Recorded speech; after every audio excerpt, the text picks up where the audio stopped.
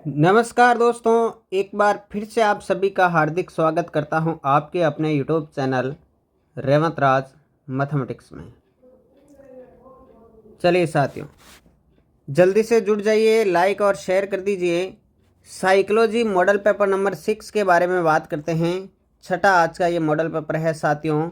रीट 2022 के लिए निःशुल्क बैच केवल और केवल यूट्यूब पर। निश्चित रूप से आपको फ़ायदा उठाना चाहिए। तो नए हैं तो चैनल को सब्सक्राइब करके बेल आइकन को प्रेस कर लें ताकि नोटिफिकेशन आपको मिल सके हर लेक्चर के। आज के साइकोलॉजी के टेस्ट में नंबर 6 के टेस्ट में बेहतरीन टॉप 30 क्वेश्चन देखेंगे और आपके 30 में से कितने क्वेश्चन सही होते हैं आपको लास्ट में कमेंट बॉक्स में कमेंट करके ज़रूर बताना है। तो चलिए जल्दी से जुड़ेंगे सभी साथी। बहुत बढ़िया, सभी को गुड मॉर्निंग, सभी का स्वागत है साथियों। जल्दी से जुड़ जाइए सेशन में, फिर स्टार्ट करते हैं इस बेहतरीन सेशन को। दोस्तों आज का सेशन बहुत ही शानदार होने वाला है, जल्दी से जुड़ेंगे सभी साथी। चलिए तो प्रश्न नंबर 1 से शुरुआत करते हैं साथियों। पहला क्वेश्चन आपकी स्क्रीन पर है। पहला क्वेश्चन कह रहा है जीन पियाजे के संज्ञानात्मक विकास के सिद्धांत के बारे में निम्न कथनों में से कौन सा कथन सत्य है। चलिए, 4 कथन दिए गए हैं और जीन पियाजे के संज्ञानात्मक विकास के सिद्धांत के बारे में इनमें से कौन सा सही है यह आपको बताना है। पहला ऑप्शन, पियाजे ने संज्ञानात्मक विकास के 5 स्पष्ट चरण प्रस्तावित किए हैं। दूसरा, पियाजे का तर्क है कि संज्ञानात्मक विकास चरणों में आगे बढ़ने की अपेक्षा निरंतर होता है, किसी चरण को छोड़ा नहीं जा सकता क्योंकि ये चरण स्थिर होते हैं, या बच्चों के सांस्कृतिक आधार के अनुसार इन चरणों का क्रम बदला जा सकता है। बताइए, जीन पियाजे की संज्ञानात्मक विकास से इनमें से कौन सा ही मेल खाता है, ये बताना है। तो राइट आंसर किसके साथ जाएगा मेरे प्यारे साथियों? बहुत बढ़िया, राइट आंसर जाएगा ऑप्शन नंबर बी के साथ में। पियाजे का तर्क है कि संज्ञानात्मक विकास चरणों के आगे बढ़ने की अपेक्षा निरंतर होता है। बी ऑप्शन जिन साथियों ने बताया है बिल्कुल करेक्ट आंसर है प्रश्न नंबर 1 का। बढ़ते हैं दूसरे प्रश्न की ओर। चलिए साथियों, निम्न में से कौन सा एक सही मिलान वाला जोड़ा है? ये भी पियाजे से संबंधित ही है। मूर्त संक्रियात्मक बच्चा, संधारण वर्गीकरण करने योग्य, औपचारिक संक्रियात्मक बच्चा, अनुकरण प्रारंभ कल्पनात्मक खेल, शेषावस्था तर्क का अनुप्रयोग और अनुमान लगाने में सक्षम, पूर्व संक्रियात्मक बच्चा, निगमनात्मक विचार। बताइए, निम्न में से कौन सा सही मिलान वाला जोड़ा है मेरे प्यारे साथियों? दूसरे प्रश्न का राइट आंसर आपको कमेंट बॉक्स में कमेंट करना है प्यारे साथियों। तो दूसरे प्रश्न का राइट आंसर पहला ऑप्शन रहेगा, मूर्त संक्रियात्मक बच्चा जो है वो संधारण वर्गीकरण योग्य हो जाता है। बाकी गलत है, ए ऑप्शन सही आंसर रहेगा। बढ़ते हैं अगले प्रश्न की ओर, प्रश्न नंबर 3 की ओर। एडवांस ऑर्गेनाइजर प्रतिरूप जिन्होंने दिया वह है। बताइए, एडवांस ऑर्गेनाइजर प्रतिरूप किसने दिया है? पियाजे, आशुबेल, रिचर्ड सचमैन या जॉन ड्यूवी। बताइए, एडवांस ऑर्गेनाइजर प्रतिरूप किसने दिया है? 4 विकल्प आपके सामने हैं मेरे प्यारे साथियों। राइट आंसर किसके साथ जाएगा? प्रश्न नंबर 3 का राइट आंसर जाएगा आशुबेल के साथ। Option number B correct answer रहेगा आपका प्रश्न नंबर 3 का। जिन साथियों ने तीसरे में बी ऑप्शन बताया बिल्कुल करेक्ट आंसर है। बढ़ते हैं प्रश्न नंबर 4 की ओर। चलिए, चौथा इंपॉर्टेंट प्रश्न आपकी स्क्रीन पर है साथियों। बताइए जल्दी से राइट आंसर क्या रहेगा? छद्म परिपक्वता काल होता है किशोरावस्था, शेषावस्था, बाल्यावस्था या गर्भावस्था। बताइए, छद्म परिपक्वता का काल किशोरावस्था है, शेषावस्था है, बाल्यावस्था या गर्भावस्था है। 4 विकल्प आपके सामने हैं दोस्तों। राइट आंसर किसके साथ जाएगा? बिल्कुल छद्म परिपक्वता का काल कहा जाता है बाल्यावस्था को साथियों। ऑप्शन नंबर जो सी है वो करेक्ट आंसर बनेगा प्रश्न नंबर 4 का। लाइक शेयर कर दीजिए, चैनल पर नए तो सब्सक्राइब करना ही है। आगे बढ़ते हैं प्रश्न संख्या 5 की ओर। कोहलबर्ग के अनुसार वह स्तर जिसमें बालक की नैतिकता दंड के भय से नियंत्रित रहती है क्या कहलाता है? पूर्व नैतिक अवस्था, परंपरागत नैतिक स्तर, आत्मस्वीकृत नैतिक अवस्था या नैतिक स्तर। बताइए, जिसमें बालक की नैतिकता दंड के भय से नियंत्रित रहती है। तो राइट आंसर किसके साथ जाएगा मेरे प्यारे साथियों? प्रश्न नंबर 5 का राइट आंसर क्या बनेगा? बिल्कुल 5वें प्रश्न का राइट आंसर बन जाएगा ऑप्शन नंबर ए, पूर्व नैतिक अवस्था। ठीक है, पूर्व नैतिक अवस्था, ये लीजिए। Option number A correct answer रहेगा प्रश्न नंबर 5 का। जिन्होंने भी ए बताया बिल्कुल सही है। बढ़ते हैं छठे प्रश्न की ओर। एक किशोर के शारीरिक विकास का मूल्यांकन किया जाता है उसके शरीर की ऊंचाई एवं भार के द्वारा, उसके हाथों और पैरों की लंबाई के द्वारा, उसके द्वारा किए गए सारे कार्यों के द्वारा, या उसके कंधों की चौड़ाई द्वारा। बताइए, एक किशोर के शारीरिक विकास का मूल्यांकन जो है किस प्रकार किया जाता है? तो ये किया जाता है मेरे प्यारे साथियों उसके द्वारा किए गए शारीरिक कार्यों के द्वारा। Option number C correct answer रहेगा प्रश्न नंबर 6 का। छठे सवाल में सी ऑप्शन करेक्ट आंसर है। आगे बढ़ते हैं 7वें प्रश्न की ओर। करनेल सिंह कानूनी कार्रवाई तथा खर्चे के बावजूद आयकर नहीं देते। वे सोचते हैं कि वे एक भ्रष्ट सरकार को समर्थन नहीं दे सकते जो अनावश्यक बांधों के निर्माण पर लाखों रुपए खर्च करती है। वे संभवतः कोहलबर्ग के नैतिक विकास की किस अवस्था में हैं?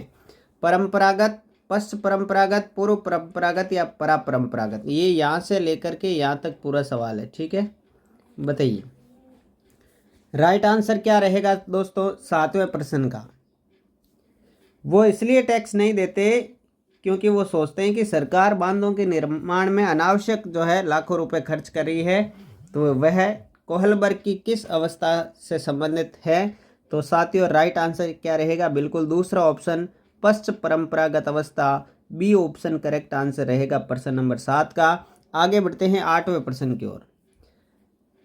चालक विकास की दर में व्यक्तिगत विविधताएं होती है, फिर भी चालक विकास का क्रम डॉट से डॉट तक है। बताइए, चालक विकास की दर में व्यक्तिगत विभिन्नताएं पाई जाती है, फिर भी चालक विकास का क्रम किस से किस ओर होता है ये बताना है। 4 विकल्प आपके सामने है, ध्यानपूर्वक पढ़ेंगे और बताएंगे राइट आंसर क्या रहेगा। चलिए जी, जल्दी से कमेंट करेंगे 8वें प्रश्न का राइट आंसर। तो मेरे प्यारे साथियों प्रश्न नंबर 8 का राइट आंसर रहेगा ऑप्शन नंबर डी, अपरिष्कृत से परिष्कृत या स्थूल से सूक्ष्म चालक की ओर विकास बढ़ता है। डी ऑप्शन राइट आंसर रहेगा प्रश्न नंबर 8 का। जिन्होंने भी डी बताया बिल्कुल सही आंसर है। आगे बढ़ते हैं प्रश्न नंबर 9 की ओर। स्किनर बॉक्स का प्रयोग किया जाता है शाब्दिक अधिगम के लिए, क्रिया प्रसूत अनुबंधन के लिए, आकस्मिक अधिगम के लिए, या बालक अधिगम के लिए? बताइए, स्किनर बॉक्स का प्रयोग किया जाता है। यूपी टेट 2018 का क्वेश्चन है मेरे प्यारे साथियों। स्किनर बॉक्स का प्रयोग किया जाता है। राइट आंसर किसके साथ जाएगा? Very good, very good. Right answer जाएगा किसके साथ? क्रिया प्रसूत अनुबंधन के लिए। क्रिया प्रसूत अनुबंधन के लिए स्किनर बॉक्स का प्रयोग किया था। बी ऑप्शन करेक्ट आंसर रहेगा प्रश्न नंबर 9 का। आगे बढ़ते हैं प्रश्न नंबर 10 की ओर। स्कीमा का मतलब क्या है? खंडन क्रिया विधि, अधिगम विधि, लंबे समय के यादाश्त में सूचना के संगठित पैकेट्स का एकत्रित होना, या शारीरिक प्रतिवाद क्रिया विधि? स्कीमा का मतलब क्या है मेरे प्यारे साथियों? 2018 रीट का क्वेश्चन ही है। बिल्कुल 10वें प्रश्न का राइट आंसर बनेगा सी ऑप्शन, लंबे समय के यादाश्त में सूचना के संगठित पैकेट्स का एकत्रित होना स्कीमा है। सी ऑप्शन करेक्ट आंसर रहेगा प्रश्न नंबर 10 का। 10वें में जिन्होंने सी बताया बिल्कुल करेक्ट आंसर है। आगे बढ़ते हैं 11वें प्रश्न की ओर। निम्न में से कौन सा युग्म सही है? पावलव उत्सर्जित अनुक्रियाएं, कोलर अंतर्दृष्टि अधिगम, थॉर्नडाइक क्रिया प्रसूत साचर्य, स्किनर अधिगम के नियम? बताइए जल्दी से राइट आंसर क्या रहेगा? इनमें से कौन सा सही युग्म है?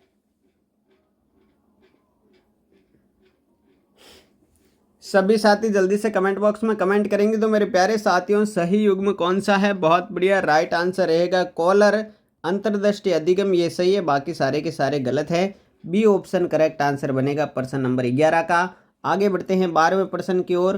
प्रभावशाली अधिगम के आयाम क्या हैं? संकेत अधिगम, उत्तेजन अनुक्रिया अधिगम, श्रृंखला अधिगम, या उपरोक्त सभी? बताइए प्रभावशाली अधिगम के आयाम कौन से हैं?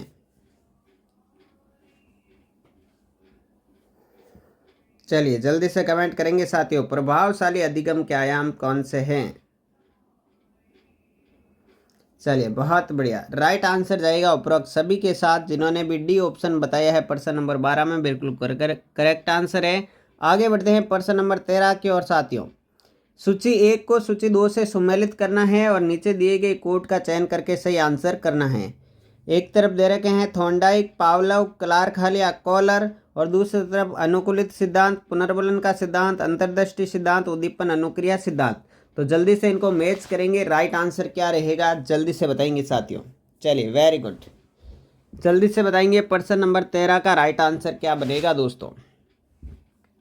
तो दोस्तों अभी थोड़ी देर पहले हमने पढ़ा था कि कॉलर ने जो है अंतर्दृष्टि सिद्धांत दिया है, अंतर्दृष्टि सिद्धांत कॉलर ने दिया है, तो चौथे में सी आएगा। अब देखो यहाँ पर भी चौथे में सी कहाँ कहाँ है, यहाँ ऑप्शन में सी कर लेना है ना, ये लो देखो चौथे में सी कहाँ कहाँ है, पहले में नहीं है तो पहला तो हो नहीं सकता, दूसरे में भी नहीं है दूसरा हो नहीं सकता, तीसरे में है और चौथे में है। ठीक है, अब या तो सी ऑप्शन सही है या डी ऑप्शन सही है।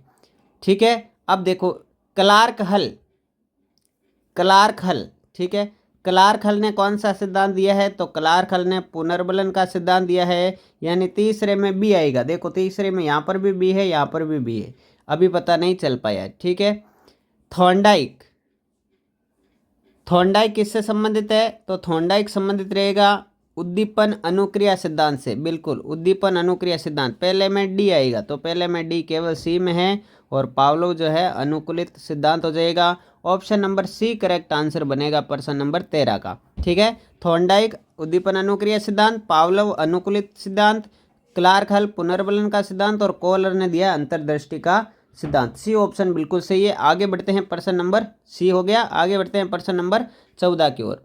चिंतन प्रारंभ होने के लिए क्या आवश्यक है, पूर्वानुभव, भाषा, तर्क या समस्या, बताइए। एग्जीक्यूशन जल्दी से कमेंट करेंगे।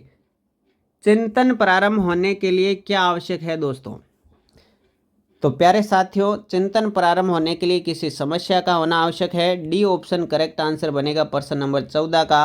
लाइक शेयर करना मत भूलिए साथियों, लाइक कर दीजिए, बिल्कुल निःशुल्क बैच है। अगला है प्रेरणा प्रबलन हाथ सिद्धांत के प्रदाता कौन है, हल, फ्राइड, मेस्लो या कैप्सन, बताइए।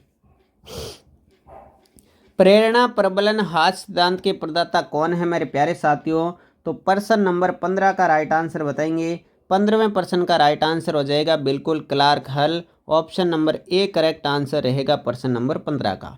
आगे बढ़ते हैं 16वें प्रश्न की ओर। टीएटी किसके द्वारा बनाया गया, टीएटी जो है किसके द्वारा बनाया गया, रोसाक, आल्पोर्ट, मेस्लो या मुर्रे, बताइए। टीएटी किसके द्वारा बनाया गया मेरे प्यारे साथियों, बिल्कुल एग्जीक्यूशन है। जल्दी से कमेंट बॉक्स में कमेंट कर देंगे 16 नंबर का राइट आंसर क्या रहेगा। तो दोस्तों 16वें का राइट आंसर मेस्लो नहीं रहेगा, यहाँ पर ये मिसप्रिंट हो चुका है। 16वें का राइट आंसर रहेगा मुर्रे।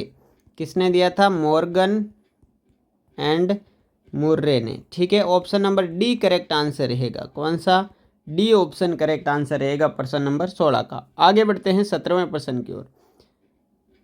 दुबले पतले क्षीण शरीर तथा कमजोर हृदय वाले बच्चों को क्या कहा जा सकता है, समस्यात्मक बालक, अपंग बालक, पिछड़ा बालक या नाजू बालक। बीटेट में आया क्वेश्चन है ये, बिहार टेट में, बताइए। दुबले पतले क्षीण शरीर तथा कमजोर हृदय वाले बच्चों को क्या कहा जा सकता है दोस्तों।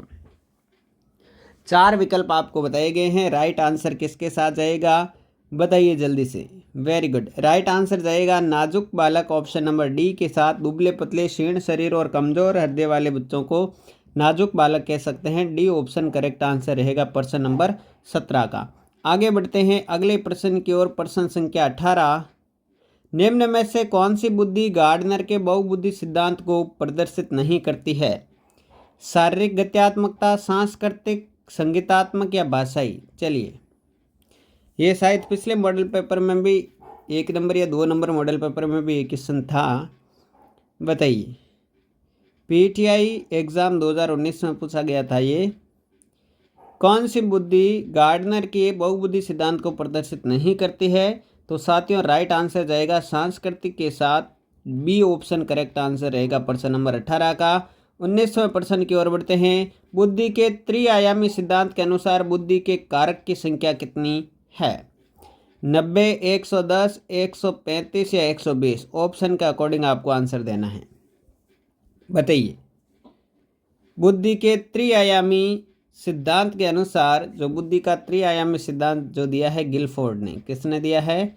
गिलफोर्ड ने। उन्होंने बुद्धि के कितने कारक बताए थे? बताइए राइट आंसर क्या रहेगा? तो साथियों 19वें का राइट आंसर हो जाएगा बिल्कुल ऑप्शन नंबर डी, 120 कारक बताए थे। डी ऑप्शन करेक्ट आंसर रहेगा प्रश्न नंबर 19 का। आगे बढ़ते हैं 20वें प्रश्न की ओर।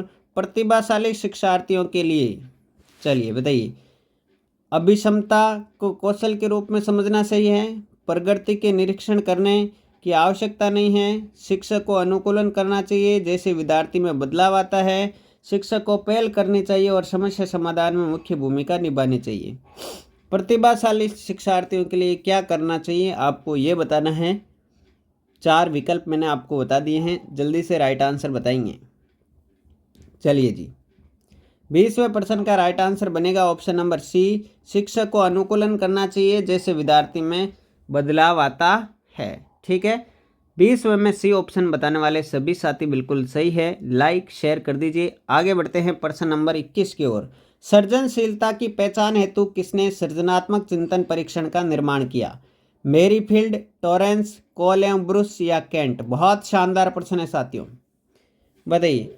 सृजनशीलता की पहचान हेतु किसने सृजनात्मक चिंतन परीक्षण का निर्माण किया? तो मेरे प्यारे दोस्तों प्रश्न नंबर 21 का राइट आंसर क्या बनेगा? बिल्कुल 21वें का राइट आंसर जल्दी से कमेंट बॉक्स में कमेंट कर देंगे सभी साथी। 21वें का राइट आंसर क्या हो जाएगा दोस्तों? टॉरेंस ने किया है सृजनात्मकता की पहचान करने के लिए सृजनात्मक चिंतन परीक्षण का निर्माण। बी ऑप्शन करेक्ट आंसर रहेगा। जिस भाई ने बी ऑप्शन बताया 21वें में बिल्कुल करेक्ट है। आगे बढ़ते हैं 22वें प्रश्न की ओर। जब किसी व्यक्ति के समक्ष 2 धनात्मक लक्ष्य उपलब्ध हो परंतु वह दोनों को प्राप्त करने की स्थिति में नहीं है तो उसे क्या कहा जाएगा? ग्राह्य ग्राह्य द्वंद्व, परिहार परिहार द्वंद्व, ग्राह्य परिहार द्वंद्व या दोहरा ग्राह्य परिहार द्वंद्व? बताइए जल्दी से राइट आंसर क्या रहेगा? जब किसी व्यक्ति के समक्ष 2 धनात्मक लक्ष्य हो और दोनों ही उपलब्ध करने की स्थिति में नहीं हो। बताइए, द्वंद्व पढ़े थे, कितने प्रकार के होते हैं, क्या क्या होते हैं, समझे भी होंगे आपने। तो राइट आंसर क्या रहेगा? ये फर्स्ट ग्रेड 2016 का क्वेश्चन है साथियों। राइट आंसर बिल्कुल बनेगा ग्राह्य ग्राह्य द्वंद्व, ऑप्शन नंबर ए के साथ जाएगा राइट आंसर। जब 2 धनात्मक लक्ष्य और दोनों को ही प्राप्त करने की स्थिति में नहीं हो तो राइट आंसर ग्राह्य ग्राह्य द्वंद्व, ऑप्शन नंबर ए। आगे बढ़ते हैं अगले प्रश्न 23 नंबर की ओर। एक विद्यार्थी बीएड प्रवेश परीक्षा देता है और असफल रहता है। वह सबसे कहता है मैं अध्यापक बनना ही नहीं चाहता। यह उदाहरण किसका है? रक्षात्मक युक्तियों का क्वेश्चन है। एक विद्यार्थी बीएड में प्रवेश परीक्षा देता है और असफल यानी फेल हो जाता है तो वो कहता है मैं अध्यापक बनना ही नहीं चाहता। यह उदाहरण किसका है? उदात्तीकरण, प्रक्षेपण, युक्तिकरण या तादात्म्यकरण? बताइए राइट आंसर किसके साथ जाएगा मेरे प्यारे साथियों? राइट आंसर आपको बताना है प्रश्न नंबर 23 का। क्या बनेगा 23वें का राइट आंसर? तो दोस्तों ये किसका उदाहरण बनेगा? ये बनेगा युक्तिकरण का उदाहरण। बिल्कुल सी ऑप्शन जो साथी बता रहे हैं बिल्कुल करेक्ट आंसर बता रहे हैं 23वें में। आगे बढ़ते हैं प्रश्न नंबर संख्या 24 की ओर। पुरुष और महिला की भूमिकाओं का निर्धारण समाज करता है। यह कथन क्या बताता है? पुरुष और महिला की भूमिकाओं का निर्धारण जो है साथियों समाज करता है। यह कथन क्या बताता है? लैंगिकता एक आनुवांशिक प्रतिभा है, लैंगिकता एक अंतर्ज्ञानी अवतरण है, लैंगिकता एक सामाजिक अवतरण है या लैंगिकता एक अंतर्निहित अवतरण है? बताइए राइट आंसर क्या बनेगा? पुरुष और महिलाओं की भूमिकाओं का निर्धारण समाज करता है, यह किस कथन की ओर इशारा कर रहा है साथियों? प्रश्न नंबर 24 का राइट आंसर कमेंट कीजिए। तो मेरे प्यारे दोस्तों जल्दी से बता दीजिए इसका राइट आंसर क्या रहेगा? बिल्कुल वेरी गुड साथियों, इसका राइट आंसर जाएगा लैंगिकता एक सामाजिक अवतरण है। ये दर्शाता है यदि पुरुष और महिलाओं की भूमिकाओं का निर्धारण समाज करता है तब सी ऑप्शन करेक्ट आंसर रहेगा। आगे बढ़ते हैं अगले प्रश्न की ओर। प्रश्न संख्या 25। निम्न में से कौन सा शिक्षण का सूत्र नहीं है? सरल से कठिन की ओर, अनिश्चित से निश्चित की ओर, दृश्य से अदृश्य की ओर, निगमन से आगमन की ओर? बताइए। निम्न में से कौन सा शिक्षण का सूत्र नहीं है? तो प्यारे साथियों, राइट आंसर किसके साथ जाएगा? कौन सा शिक्षण का सूत्र नहीं है? जल्दी से कमेंट बॉक्स में कमेंट कर देंगे। तो दोस्तों बिल्कुल राइट आंसर क्या हो जाएगा? निगमन से आगमन की ओर नहीं होता है, आगमन से निगमन होता है साथियों। डी ऑप्शन करेक्ट आंसर रहेगा आपका प्रश्न नंबर 25 का। 25वें में जिन्होंने भी डी ऑप्शन सेलेक्ट किया है बिल्कुल करेक्ट आंसर बता पा रहे हैं। आगे बढ़ते हैं 26वें प्रश्न की ओर। एक बालक को वस्तुओं को देखने में कुछ समस्या है, उसका दाखिला एनसीएफ 2005 के आधार पर किस विद्यालय में होना चाहिए? नियमित विद्यालय, विशिष्ट विद्यालय, समावेशी विद्यालय या एकीकृत विद्यालय? बताइए जल्दी से राइट आंसर क्या बनेगा? एक बालक को वस्तुओं को देखने में समस्या है तो उसका जो एडमिशन है वो एनसीएफ 2005 के अनुसार किस प्रकार के विद्यालय में करवाना चाहिए या होना चाहिए? विकल्प है नियमित विद्यालय, क्या उसको विशिष्ट विद्यालय में भेजेंगे या उसका एडमिशन समावेशी विद्यालय में करेंगे या एकीकृत विद्यालय में करेंगे? तो साथियों आप सभी को पता है कि एनसीएफ 2005 तो जो है वो समावेशी शिक्षा पर ही बल देता है, इसलिए राइट आंसर हो जाएगा ऑप्शन नंबर सी ऑप्शन आपका करेक्ट आंसर बनेगा प्रश्न नंबर 26 का। ठीक है, चलिए लाइक कर दीजिए, सेशन को शेयर कर दीजिए साथियों। आगे बढ़ते हैं 27वें प्रश्न की ओर। शिक्षण के कितने चर है? 1, 2, 3 या 4? बताइए, बहुत शानदार प्रश्न आया है। शिक्षण के कितने चर होते हैं साथियों? चलिए जी बताइए जल्दी से कमेंट करके। प्यारे दोस्तों, शिक्षण के कितने चर होते हैं? जल्दी से कमेंट करना है सभी को। बहुत बढ़िया। तो साथियों शिक्षण के कितने चरण होते हैं? शिक्षण के कितने चर होते हैं? तो 3 चर होते हैं साथियों। कितने चर होते हैं? 3 चर होते हैं। कितने होते हैं? 3। ऑप्शन नंबर सी आपका करेक्ट आंसर बनेगा प्रश्न नंबर 27 का। आगे बढ़ते हैं 28वें क्वेश्चन की ओर। सामाजिक अध्ययन में मूल्यांकन का प्रमुख प्रयोजन क्या है? 4 विकल्प आपके सामने हैं, ध्यानपूर्वक पढ़ लीजिए और बताइए राइट आंसर क्या रहेगा। सामाजिक अध्ययन में मूल्यांकन का प्रमुख प्रयोजन बताइए। चलिए जी जल्दी से कमेंट करेंगे 28वें का राइट आंसर क्या रहेगा दोस्तों। तो दोस्तों 28वें प्रश्न का राइट आंसर क्या हो जाएगा? कक्ष में सुधार व कार्य निष्पादन को प्रमाणित करना। बिल्कुल ऑप्शन नंबर सी के साथ जो साथी गए हैं 28वें प्रश्न में बिल्कुल करेक्ट है। आगे बढ़ते हैं 29वें प्रश्न की ओर। शिक्षा का अधिकार अधिनियम 2009 संबंधित नहीं है निःशक्त बच्चों से, 6 से 14 आयु वर्ग के बच्चों से, 14 से 18 आयु वर्ग के बच्चों से या बच्चों की नियमित उपस्थिति से।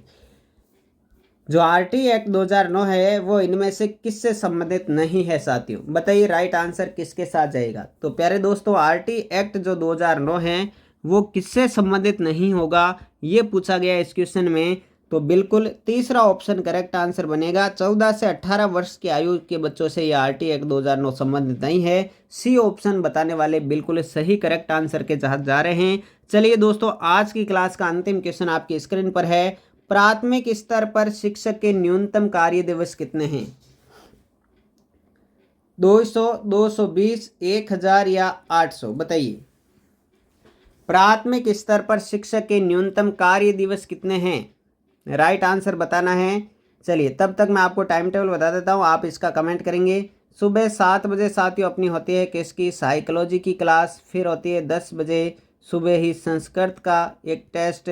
फिर 3 बजे साथियों दोपहर को होता है हिंदी का टेस्ट। और रात को 8:30 बजे होता है साथियों राजस्थान जीके का टेस्ट। बाकी विषयों की क्लासें भी जल्दी से चला दी जाएगी। प्राथमिक स्तर पर शिक्षक के न्यूनतम कार्य दिवस कितने माने गए हैं? तो मेरे प्यारे साथियों ये माने गए हैं 200। बिल्कुल ए ऑप्शन वाले सभी साथी करेक्ट आंसर के साथ जा रहे हैं। ठीक है साथियों, ये थे आज के कुल 30 क्वेश्चन और 30 में से आज आपके कितने सही हुए जल्दी से कमेंट बॉक्स में कमेंट करके बताएंगे। सेशन को लाइक और शेयर करेंगे साथियों, जल्दी से कमेंट करेंगे। बिल्कुल बिल्कुल जुड़े रहिए हमारे साथ। परीक्षा तक आपको निश्चित रूप से टेस्ट सीरीज का फ़ायदा उठाना चाहिए। परीक्षा तक हम टेस्ट सीरीज ये जारी रखेंगे, कोई भी आपकी जो है तैयारी में कमी नहीं आने देंगे। तो साथियों मिलते हैं अगले सेशन में 10 बजे संस्कृत के एक बेहतरीन टेस्ट के साथ में। जुड़ना मत भूलिएगा। तब तक के लिए जय हिंद, जय भारत, थैंक यू।